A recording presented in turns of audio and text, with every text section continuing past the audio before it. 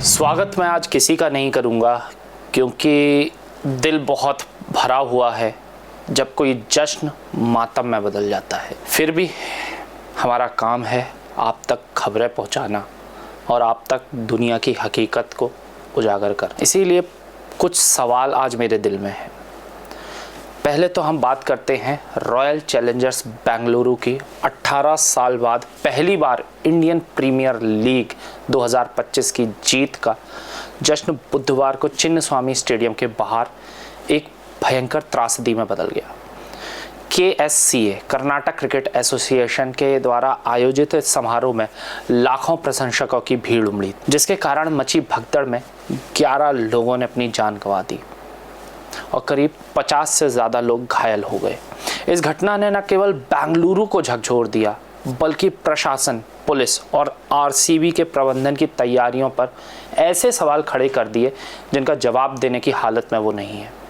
विराट कोहली के व्यवहार को लेकर भी जनता उनकी असंवेदनशीलता पर बहस छेड़े बैठी है। सबसे पहले बात करते हैं क्या हुआ चिन्नस्वामी स्टेडियम के बाहर। मंगलवार को अहमदाबाद के नरेंद्र मोदी स्टेडियम में RCB ने पंजाब किंग्स को 6 रनों से हराकर अपनी पहली IPL ट्रॉफी जीती। इस ऐतिहासिक जीत का जश्न मनाने के लिए KSCA ने बुधवार को बेंगलुरु में एक बहुत बड़ा समारोह का आयोजन किया। कार्यक्रम में RCB के कप्तान रजत पाटीदार और स्टार खिलाड़ी विराट कोहली सहित पूरी टीम को विधानसौधा और चिन्नस्वामी स्टेडियम तक ओपन बस परेड में शामिल होना था, लेकिन भारी भीड़ और अपर्याप्त व्यवस्था के कारण यह योजना वहीं रद्द कर दी जाती है।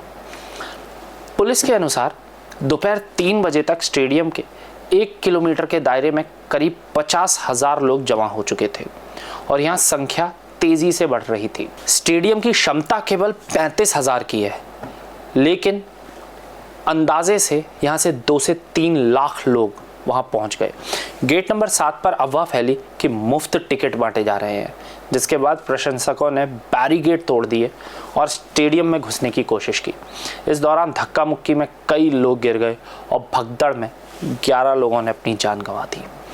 घायलों को वैदेही और वोवरिंग अस्पताल में भर्ती कराया गया, जहां कई की हालत बहुत गंभीर बनी हुई है।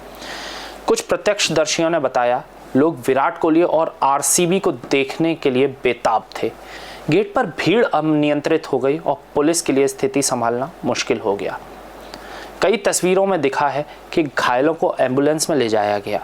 कुछ लोग मौके पर CPR भी देने की कोशिश कर रहे थे, लेकिन सबकी कोशिशें नाकाम रहीं। उधर दूसरी तरफ विराट कोहली की असंवेदनशीलता पर सवाल खड़े हो गए हैं।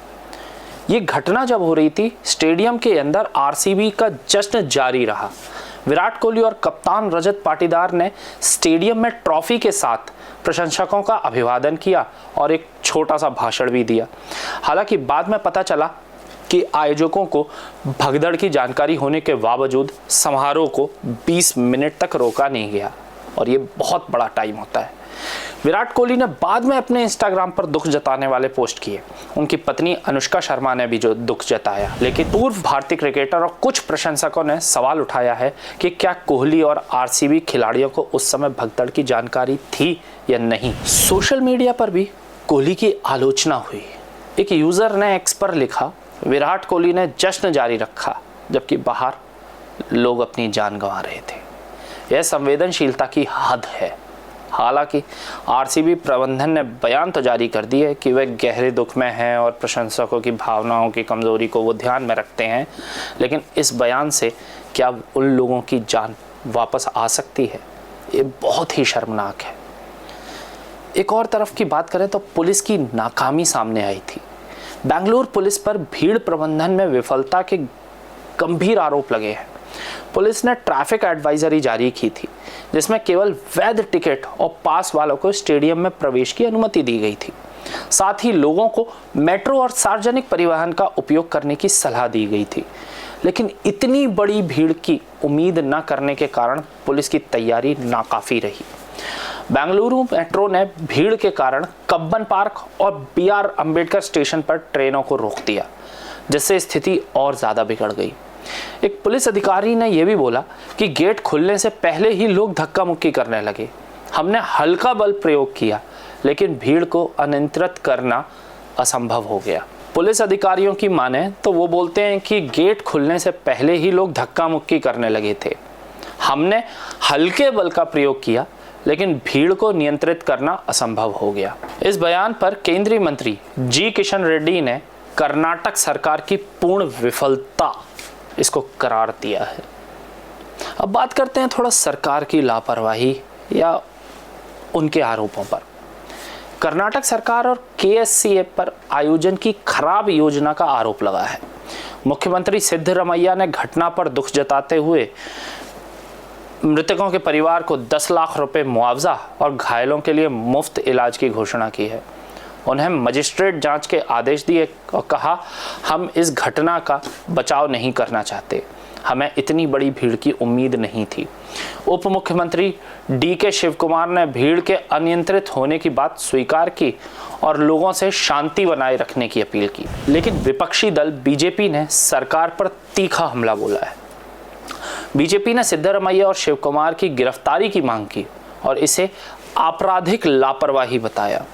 पूर्व मुख्यमंत्री बसवराज बोमई ने एक्स पर लिखा, राज्य सरकार ने बिना योजना के जल्दबाजी में यह आयोजन किया, जिसके कारण यह त्रासदी हुई।